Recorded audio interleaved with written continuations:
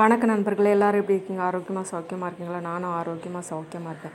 இன்றைக்கி easy and tasty recipe தான் உருளைக்கிழங்கு வறுவல் எப்படின்னு பார்க்கலாம் வாங்க. உருளைக்கிழங்கு இது நம்மளுக்கு தேவையான அளவு நல்லா கழுவி குட்டி குட்டியாக தோலோடவே கட் பண்ணி எடுத்து வச்சுக்கிட்டேன். அடுத்தது ஒரு மசாலா, ஒரு துண்டு செய்கிறதுக்கு ஒரு துண்டு இஞ்சி, 3 பல் பூண்டு, கொஞ்சம் போல் சீரகம், ஒரு 1/4 ஸ்பூன் மிளகு சேர்த்துக்கிட்டு ஒரு பச்சை மிளகா சேர்த்து நல்லா க்ரஷ் பண்ணி எடுத்துக்கிட்டேன். தாளிப்பு போட்டுட்டு உருளைக்கிழங்கு சேர்த்துட்டு இந்த மசாலாவெல்லாம் சேர்த்துட்டு தேவையான காரப்பொடியும் உப்பும் போட்டுட்டு கொத்தமல்லி தழை நிறைய கருவேப்பிலையும் சேர்த்துட்டு எண்ணெயிலேயே நல்லா வேக வச்சு எடுத்தோம்னா டேஸ்டியான வறுவல் ரெடி. இது சாம்பாருக்கு, ரசத்துக்கு, தயிர் சாதத்துக்கு எல்லாத்துக்குமே காம்பினேஷன். இன்றைக்கி நம்ம கீரைக்கு தான் செஞ்சுருக்கோம். அந்த கீரையும் நம்ம கார்டன்லேருந்து எடுத்திருக்கோம். சரிங்களா? இது 3வது தரம் அறுத்து எடுக்கிறேன்.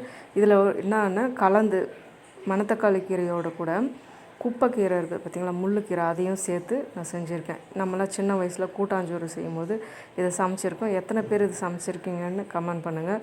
இல்லை சாப்பிட்டதே இல்லைனாலும் கமெண்ட் பண்ணுங்கள். குப்பைக்கீரையில் முள் இல்லாத ஒன்று இருக்கும், இது முள் இருக்கிறது. இதையும் சேர்த்து நான் கடைஞ்சேன். ரொம்பவே டேஸ்டியான கீரை சாம்பாரும் உருளைக்கிழங்கு வறுவலும் தான் இன்றைக்கி நம்ம வீட்டில்.